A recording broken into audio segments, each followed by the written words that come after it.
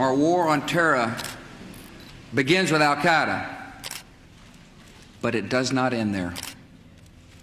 It will not end until every terrorist group of global reach has been found, stopped, and defeated.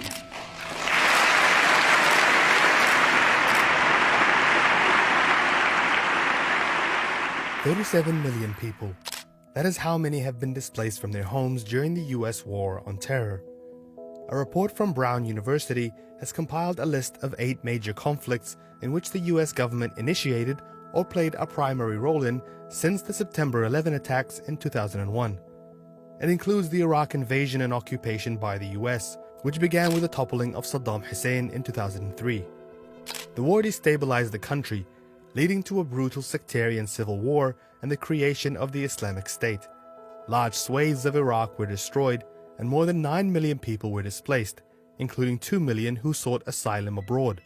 In Afghanistan, where the war on terror was launched in 2001 against Al-Qaeda and the Taliban, more than 5 million people have been displaced. This added to another 4.4 million Afghan refugees who were already displaced after decades of conflict. It is often described as the longest war in U.S. history, and with fighting intensifying in recent years, it remains unresolved to this day. While the U.S. wasn't involved in the start of the Syrian war, it played a heavy role in arming rebel factions across the country. In 2014, it became more directly involved in fighting the Islamic State, which had taken over large parts of the country. Our objective is clear, and that is to degrade and destroy ISIL so that it's no longer a threat not just to Iraq, but also to the region and to the United States. Through airstrikes and on-the-ground deployments, the U.S. led the fight against ISIS.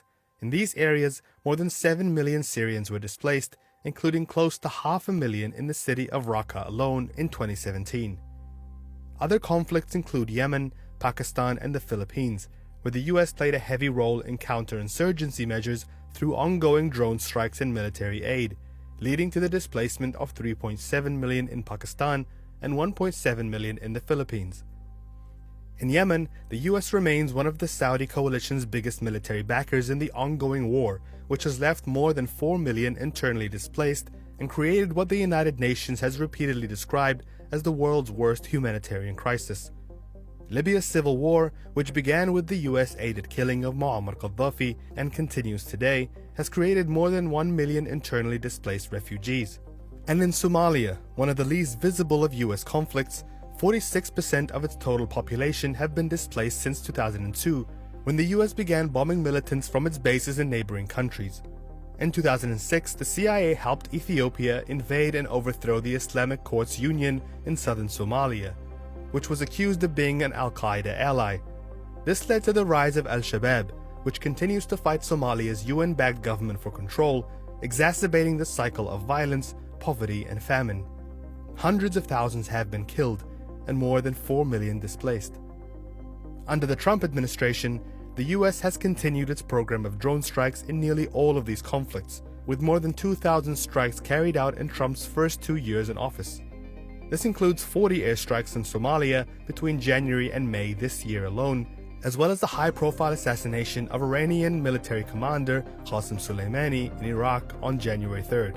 Under my leadership, America's policy is unambiguous to terrorists who harm or intend to harm any American. We will find you, we will eliminate you, we will always protect our diplomats, service members, all Americans, and our allies.